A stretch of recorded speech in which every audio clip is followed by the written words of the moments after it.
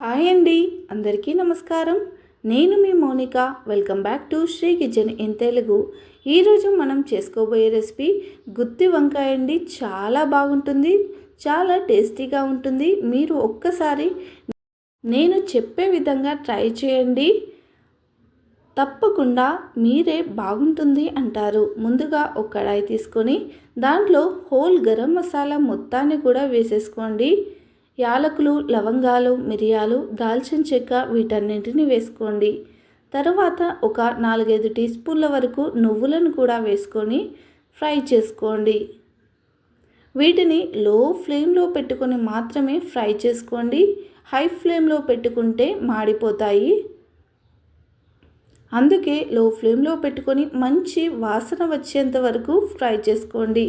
తర్వాత ఒక బిర్యానీ ఆకు, అలాగే స్టోన్ ఫ్లవర్ అంటారు, దీన్ని కూడా యాడ్ చేసుకోండి. ఇవన్నీ కూడా మంచి రంగు వచ్చేంత వరకు, అలానే మంచి అరోమా వచ్చేంత వరకు లో ఫ్లేమ్లో పెట్టుకొని మాత్రమే ఫ్రై చేసుకోండి. ఈ కూర టేస్ట్ మొత్తం కూడా మనం ఇది ఫ్రై చేసుకునే విధానంలోనే ఉంటుందండి. ఇది మాత్రం అస్సలు స్కిప్ చేయకండి, ఓపికగా వేయించుకోండి. తర్వాత వీటిలోనే ఒక స్పూన్ గసాలను కూడా యాడ్ చేసుకోండి. ఇవి కూరకి చాలా మంచి టేస్ట్ని అయితే ఇస్తాయి. ఇలా వీడియోలో చూపెట్టే విధంగా మంచి కలర్ వచ్చేంత వరకు ఫ్రై చేసుకొని తర్వాత వీటిని ఒక మిక్సర్ గ్రైండర్లోకి తీసుకోండి. దీంట్లోనే మీరు ఒక 2 ఇంచుల అల్లం ముక్కలు, అలానే వెల్లుల్లి రెబ్బల్ని కూడా యాడ్ చేసుకొని ఫైన్ పేస్ట్ లాగా గ్రైండ్ చేసుకోండి. ఒకవేళ మీకు వద్దనుకుంటే అల్లం వెల్లుల్లి పేస్ట్ని మీరు నార్మల్గా పోపులో అయినా సరే వేసుకోవచ్చు. నేనైతే మిక్సీలో వేసేసుకున్నాను. ఇలా వీడియోలో చూపెట్టే విధంగా చేసుకోండి. తర్వాత ఒక కడాయి పెట్టుకొని ఒక 4-5 టేబుల్ స్పూన్ల వరకు ఆయిల్ని అయితే వేసుకోండి. ఈ కర్రీకి కొంచెం ఆయిల్ ఎక్కువగానే పడుతుంది. లేదు మాకు వద్దు అనుకుంటే హ్యాపీగా స్కిప్ చేసేసుకోవచ్చు. కొంచెం జీలకర్రని యాడ్ చేసుకొని తర్వాత ఒక బిర్యానీ ఆకు, స్టోన్ ఫ్లవర్ని కూడా యాడ్ చేసుకోండి. తర్వాత దీంట్లోనే ఒక 4-5 పచ్చిమిరపకాయ ముక్కల్ని కూడా యాడ్ చేసుకోండి. తర్వాత సన్నగా తరిగి పెట్టుకున్న ఒక పెద్ద సైజు ఉల్లిపాయ ముక్కల్ని కూడా యాడ్ చేసుకోండి. తర్వాత వీటిని కొంచెం కలర్ మారేంత వరకు మాత్రమే ఉంచి దాంట్లో పసుపుని యాడ్ చేసుకోండి.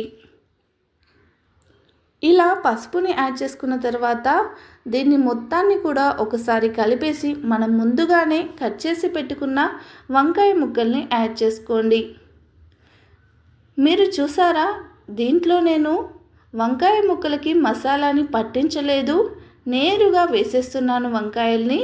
మీరు ఇలా కనుక ట్రై చేయండి, ఎప్పుడు కూడా మీరు ఇలానే వండుకుంటారు.